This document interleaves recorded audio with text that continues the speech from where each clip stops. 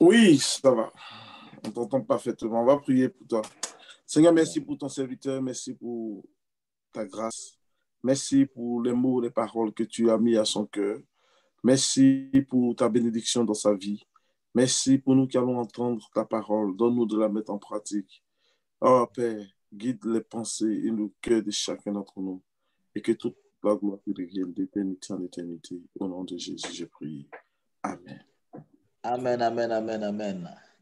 Que le nom du Seigneur soit béni, soit glorifié. Amen. Voilà, avant de commencer le message, vraiment, je veux bénir le nom du Seigneur pour toute la famille.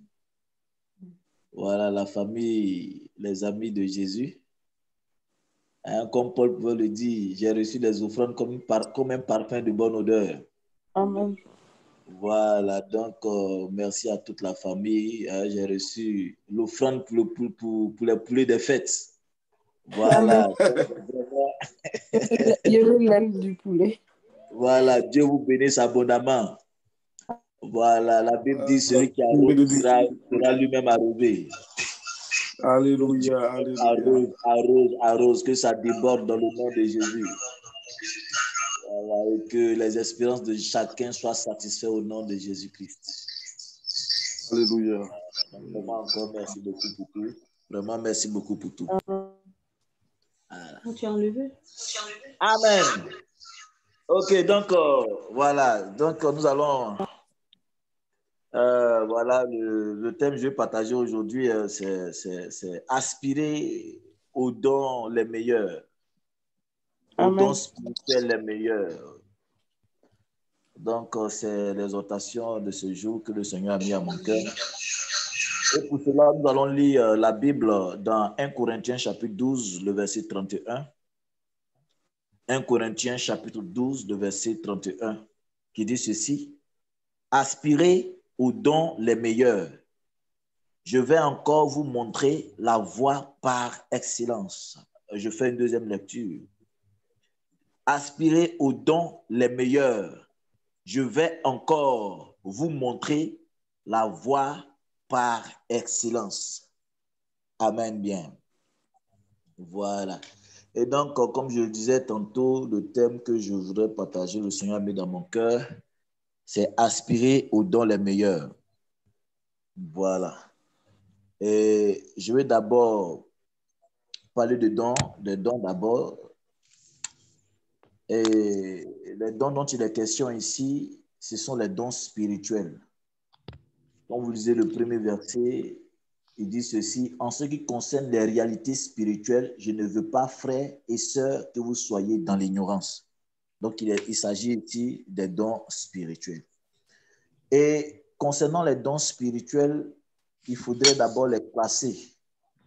Il y a deux types de dons spirituels. D'abord dans la Bible.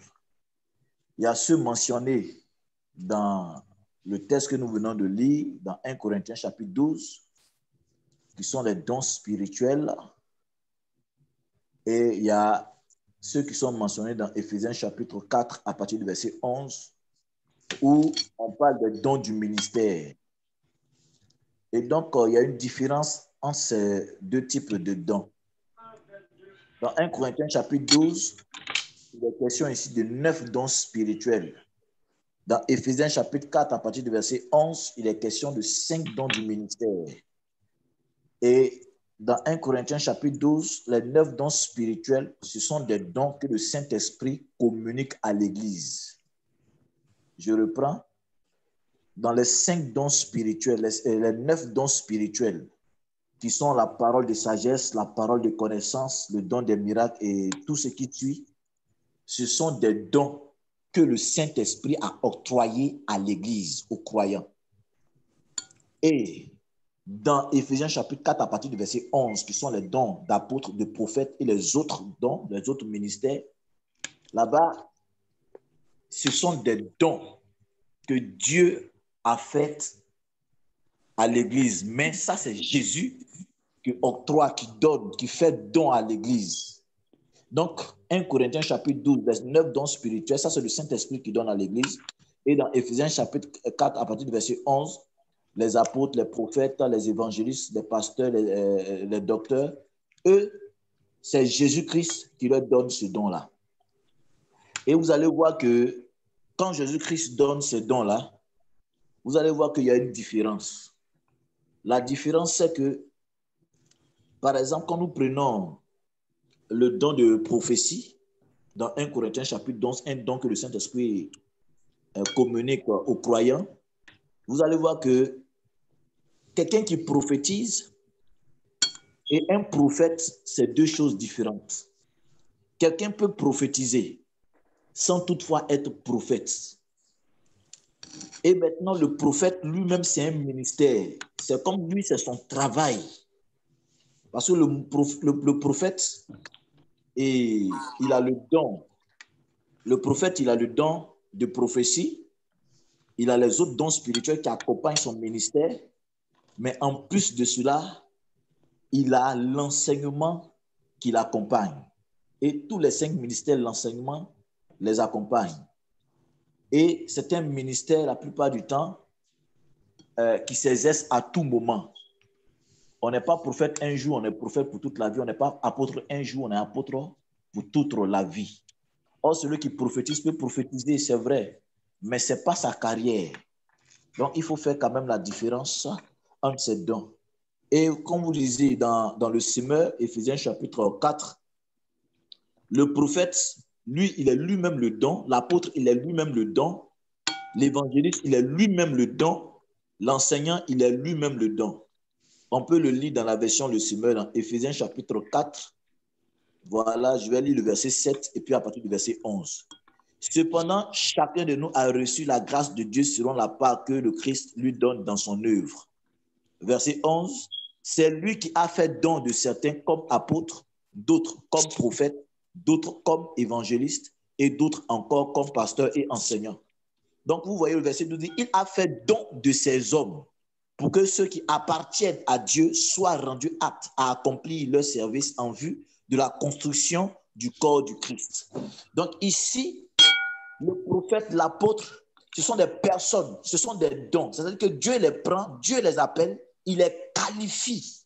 Il leur donne l'onction, la grâce nécessaire pour exercer leur ministère. Et puis il prend ces personnes-là, il leur donne à l'Église pour que les croyants, ceux qui croient dans le Seigneur Jésus-Christ, soient rendus aptes à accomplir leur service, pour qu'ils parviennent tous à l'unité de la foi et de la connaissance du Fils de Dieu, pour que véritablement le corps du Christ parvienne à l'état d'adulte, à un stade où se manifeste vraiment toute la plénitude qui vient de Dieu. Donc ici, le prophète, les 5 ministères, eux en eux-mêmes, ils sont des dons. C'est pourquoi le thème, c'est aspirer aux dons spirituels les meilleurs. On ne veut pas aspirer à devenir apôtre, on n'aspire pas à devenir prophète, on n'aspire pas à devenir évangéliste. C'est un appel qui vient de Dieu. C'est Dieu qui appelle ces personnes-là à le servir. Et si donc quelqu'un n'a pas été appelé et qui se proclame apôtre, prophète ou quoi que ce soit, et que ça ne vient pas de Dieu, il va s'ériger en faux. Il sera faux prophète, il sera faux apôtre parce que ce n'est pas Dieu qui l'a appelé. Ce n'est pas parce qu'on aime un ministère qu'on exerce dans ce ministère. Ce n'est pas parce qu'un homme de Dieu exerce dans un ministère de prophète ou bien d'apôtre, parce que tu aimes sa manière d'exercer, que toi aussi tu deviens apôtre ou bien tu deviens prophète. C'est un appel qui vient de Dieu. Et cet appel qui vient de Dieu, bien-aimé de Dieu, tu le ressens en toi-même. Et il y a des personnes par moment qui peuvent venir le confirmer. Je ne dis pas que c'est une vérité absolue, parce que personne ne dit qui a confirmé l'appel d'Élie. Personne ne vient confirmer l'appel de Moïse. Mais par moment, Dieu peut envoyer des personnes pour confirmer l'appel de quelqu'un au ministère. Donc, il faut que nous fassions la différence. Donc, quelqu'un peut prier, il peut avoir des miracles, il peut avoir des signes, il peut avoir des prodiges. Mais cela ne fait pas de lui un apôtre, un prophète, un évangéliste.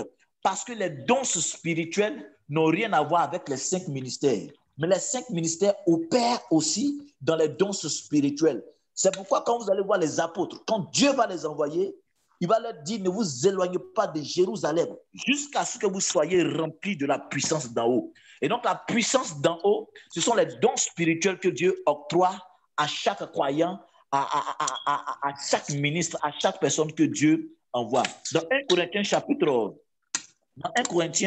chapitre, quand vous lisez 1 Corinthiens chapitre 12, la Bible dit ceci au verset 28.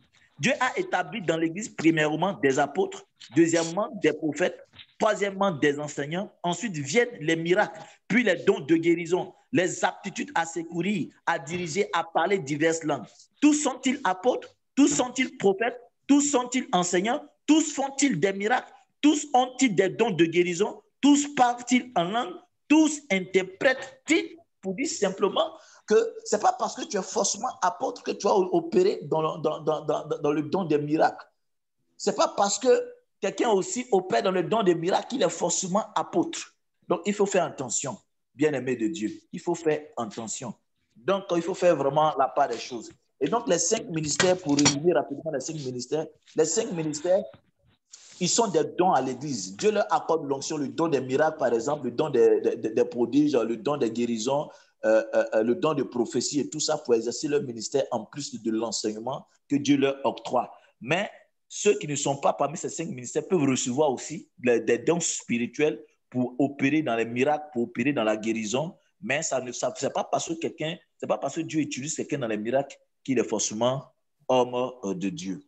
Et donc, pour revenir, vous allez voir que dans Exode chapitre 4, le verset 12, par exemple, Moïse, quand Dieu va envoyer Moïse, Dieu va dire à Moïse, tu vas leur dire ce que je vais t'enseigner. Donc, il était d'abord enseigné pour aller parler au peuple. Il avait une formation pour être enseignant aussi en tant que prophète. Alors, le premier point que je veux aborder, c'est pourquoi aspirer aux dons spirituels? Amen. Pourquoi aspirer aux dons spirituels? Avant de revenir sur là, je me souviens d'une parole dans Jean chapitre 11, le verset 49, où il est question de Caïphe. Caïphe n'était pas prophète. Caïphe même ne croyait même pas en Jésus, puisque c'est eux qui ont décidé de crucifier notre Seigneur Jésus-Christ de Nazareth. Mais lorsqu'ils étaient en train de préméditer la mort de Christ, quelque chose va se passer. Dans Jean chapitre 11, le verset 49, l'un d'eux, Caïphe, qui était grand prêtre cette année-là, leur dit, vous n'y comprenez rien, vous ne réfléchissez pas qu'il est dans notre intérêt qu'un seul homme meure pour le peuple et que la nation tout entière ne disparaisse, et que la nation tout entière ne disparaisse pas. Or, il ne dit pas cela de lui-même, mais comme il était grand prêtre cette année-là, il prophétisa que Jésus devait mourir pour la nation. Donc, vous voyez ici, il n'était pas prophète. Mais Dieu va lui donner la prophétie. Il va prophétiser même sans que lui-même, il se rende compte qu'il est en train de prophétiser. Donc, simplement pour dire, quelqu'un qui prophétise n'est pas forcément un prophète. Et donc, le point que nous voulons aborder maintenant, c'est pourquoi aspirer aux dons spirituels. D'abord, il faut dire que aspirer, c'est désirer ardemment quelque chose. Ça veut dire que quand Dieu veut t'accorder un don spirituel, Dieu veut t'accorder certaines manifestations, est-ce que toi-même, tu as le désir de voir cette chose-là? Est-ce que tu recherches cette chose-là? Est-ce que tu veux voir cette chose-là se manifester? Est-ce que tu as la soif de voir Dieu t'utiliser? Il faut d'abord aspirer à ces dons spirituels. Parce que si tu aspires à ces dons spirituels, tu vas les chercher, tu vas crier à l'Éternel pour que Dieu puisse te bénir, pour que tu puisses l'expérimenter dans ces différents dons spirituels. C'est pourquoi nous devons aspirer aux dons spirituels. Il ne faudrait pas que nous soyons là insensibles aux choses de Dieu. Il ne faudrait pas que nous croyions que les choses de Dieu vont venir comme ça. Parce que nous avons reçu le Saint-Esprit, les choses de Dieu vont se passer de manière automatique. Il faut aspirer à cela. Il faut rechercher ces dons spirituels. Il faut demander à Dieu de nous octroyer ces choses pour que la puissance de Dieu puisse se manifester. Oui, parce que, vous savez, dans l'assemblée de Dieu, nous avons besoin des dons de prophétie, nous avons besoin des miracles, parce que ces choses-là viennent pour construire l'Église. Pourquoi il faut aspirer aux dons spirituels? Parce que ces dons spirituels aussi viennent pour affermir, pour construire l'Église, pour que l'Église vraiment soit forte, soit grande, pour que l'Église ressente au milieu d'elle vraiment la puissance de son Dieu, la puissance de celui qui l'a appelé. C'est pourquoi nous devons aspirer aux dons spirituels les meilleurs. Dans Romains chapitre 1, le verset 11, Paul dit ceci: « Je désire en effet vous voir pour vous communiquer un don spirituel afin que vous soyez affermis. » Donc, vous voyez une dimension, les dons spirituels viennent nous affermir dans notre marche, viennent nous affermir dans notre communion avec Dieu. Les dons spirituels viennent nous affermir quelque part. C'est pourquoi nous avons besoin d'avoir des dons spirituels. Les dons spirituels sont une manifestation tangible de la puissance de Dieu au milieu de ses enfants, parce que nous n'avons pas reçu un Dieu qui est mort, nous n'avons pas accepté un Dieu qui est resté dans le tombeau, nous n'avons pas accepté une idole qui ne parle pas, une idole qui ne peut rien faire, mais nous avons accepté le Dieu vivant, le living God, le véritable Dieu, celui qui se manifeste au temps, celui qui se manifeste au milieu de son peuple. Nous le voyons dans l'Ancien Testament, comment Dieu a utilisé des hommes comme Moïse, des gens qui ont expérimenté Dieu, qui ont fait descendre la nature de Dieu dans ce qu'il faisait. Mais vous allez voir qu'avant cela, Moïse ne manifestait pas ces choses. Ces choses sont venues après. Donc, bien aimé, si pour le moment, il y a certaines choses que nous ne voyons pas, alors il nous faut rechercher la grâce de Dieu. Il nous faut rechercher la puissance de Dieu pour que véritablement Dieu soit manifeste au milieu de nous. Alléluia. Donc, pourquoi nous devons manifester toujours, pourquoi nous devons aspirer aux dons spirituels les meilleurs? Dans 2 Pierre, permettez-moi de lire la Bible toujours. Dans 2 Pierre, chapitre 1, le verset 3 à 4, 2 Pierre, chapitre 1, permettez-moi de chercher rapidement. 2 Pierre, chapitre 1, du verset 3 à 4, voici ce que nous enseigne la Bible. Je vous fais la lecture dans le semeur. Par sa puissance, en effet, Dieu nous a donné tout ce qu'il faut pour vivre dans l'attachement au Seigneur, en nous faisant connaître celui qui nous a appelés par la manifestation de sa propre gloire et l'intervention de sa force. Écoutez bien maintenant le verset 4. Ainsi, nous bénéficions des dons infiniment précieux que Dieu nous avait promis. Il a voulu, par ces dons, vous rendre conformes à ce que Dieu est, vous qui avez fui la corruption que les mauvais désirs font régner dans ce monde. Ce qui nous intéresse ici, la Bible dit ces dons-là nous rendent conformes à ce que Dieu est. Alléluia. Les dons spirituels viennent nous rendre conformes à ce que Dieu est. Et Louis II dit que par ces dons spirituels-là, nous pouvons manifester réellement la nature de Dieu. Permettez-moi de vous faire encore la lecture dans Louis II. Celle-ci, donc les dons, celle-ci nous assure les plus grandes et les plus précieuses promesses. Ainsi, grâce à elle, vous pouvez fuir la corruption qui existe dans le monde par la convoitise et devenir participant de la nature divine. Donc, les dons spirituels nous donnent de devenir participants de la nature divine. En d'autres termes, Dieu, qui est Dieu, il veut se manifester aux hommes. Il veut démontrer qu'il est Dieu, mais il utilise un canal, il utilise une personne. Et au travers de cette personne-là, lui, sa nature se manifeste. Si Dieu est tout puissant, il utilise un canal et puis il démontre sa toute-puissance. C'est-à-dire que ce que Dieu veut faire, au lieu de descendre lui-même de manière physique, de manière palpable, de manière invisible, de manière physique, il utilise un canal. Et puis ce qu'il allait faire de manière physique, là, il le fait par ce canal. C'est-à-dire que cette personne est connectée à Dieu et il participe à ce que Dieu est. Il participe à ce que Dieu fait. Alléluia. C'est pourquoi la Bible dit, j'avais dit que vous êtes des dieux. Donc nous participons à la nature même de Dieu. Mais pour que nous puissions participer à cette nature divine, nous devons aspirer à cela. Et ce sont les dons spirituels que Dieu nous communique qui nous rendent capables véritablement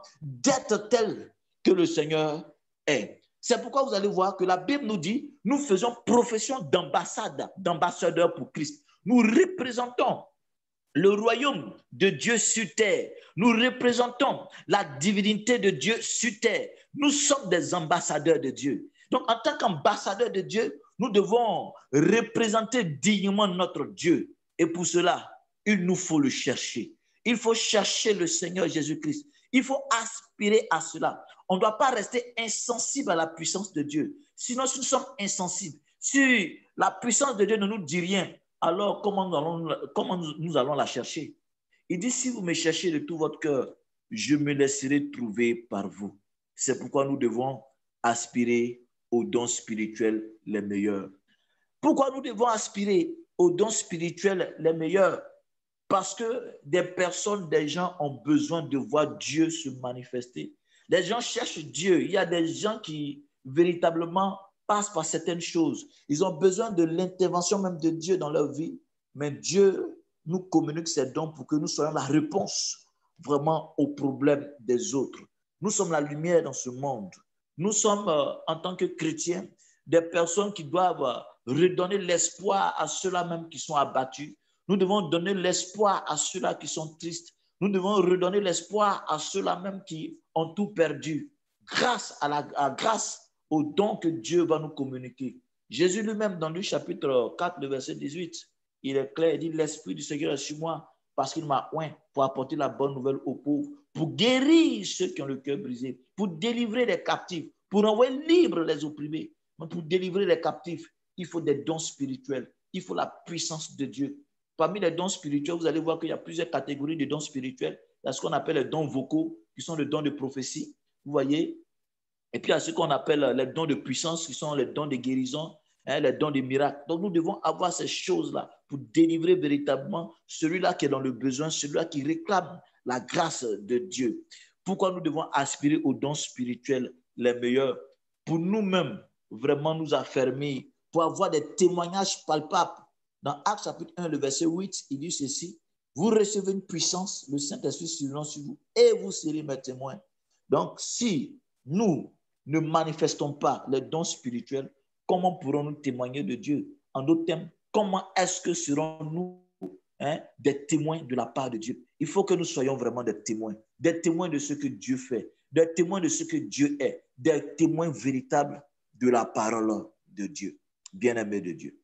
Le dernier point que je veux toucher juste dans l'exhortation, c'est qu'il faut comprendre les dons les meilleurs. Quand la Bible nous parle de dons les meilleurs, ce n'est pas parce que parmi les 9 dons, il y a des dons qui sont supérieurs à d'autres. Non. Parce qu'en fonction du besoin, Dieu communique le don. En fonction du problème, Dieu communique le don qu'il faut. Donc les dons se valent. Mais pourquoi il est question de dons les meilleurs? Parce que chaque don a un degré. Il y a un premier degré dans les dons. Il y a un deuxième degré. Il y a plusieurs degrés, il y a plusieurs niveaux. Vous voyez? Je vous prends quel exemple? Un exemple simple avec, par exemple, la parole de connaissance avec Samuel. Saül a perdu ses ânesses et ses ânesses, il les cherchait et il est parti voir le prophète Samuel. Et Samuel va lui annoncer, va lui dire que les ânesses qu'il a perdues ont été retrouvées. Voilà. Il va lui dire avec précision que les ânesses qui ont été perdues ont été retrouvées. Vous voyez? Donc ici, il a donné des précisions sur le fait que ces ânesses sont perdues. Mais il aurait pu dire simplement, je vois que les ânesses, il y a 2-3 jours en arrière, les ânesses ont été perdues. Et puis sans donner de suite, vous voyez, sans donner la suite. Il pouvait juste s'arrêter au fait que les ânesses soient perdues. Mais vous allez voir ici que non seulement il a la révélation que les ânesses sont perdues, mais il a encore la révélation qu'elles ont été trouvées. Donc vous voyez, c'est des dimensions au fur et à mesure. Donc la parole de connaissance, nous pouvons l'expérimenter à plusieurs niveaux. Le don des guérisons, nous pouvons l'expérimenter à un certain niveau. Quelqu'un peut prier, par exemple, pour quelqu'un qui a simplement une douleur au pied. Ça peut marcher. Le don de guérison peut marcher, ça marche. Mais tu vas voir qu'il va prier pour un paralytique, le paralytique ne pourra pas se lever. Pourquoi? Parce que le don, c'est le même don qui opère le même miracle. Mais ce don-là n'est pas encore arrivé à son terme. Il n'a pas atteint le niveau qu'il faut pour que le paralytique marche. Il est arrivé à un niveau où une douleur peut partir, mais n'est pas encore arrivé à un niveau où le miracle peut amener quelqu'un à marcher. C'est pourquoi nous devons chercher les dons spirituels pour que nous puissions atteindre ces niveaux afin que la plénitude de Dieu se manifeste pleinement dans notre vie. C'est pourquoi le thème de ce message, de cette exhortation, c'est aspirer aux dons spirituels les meilleurs. Que Dieu nous aide et que Dieu nous conduise, que Dieu nous prenne par la main afin que nous soyons des représentants dignes du royaume de Dieu sur terre. Que nous pouvons aussi expérimenter cette parole que le Seigneur a dit, Seigneur, que ton règne vienne et que ta volonté se fasse sur la terre comme au ciel, où le royaume de Dieu est palpable au milieu de nous, où des gens voient Dieu dans nos vies et que les gens se convertissent dans le nom de Jésus-Christ de Nazareth. Que le nom du Seigneur soit béni. Amen. Amen, amen, amen. Merci, pasteur. Amen. Alléluia, alléluia. Que le nom du Seigneur soit béni. Amen.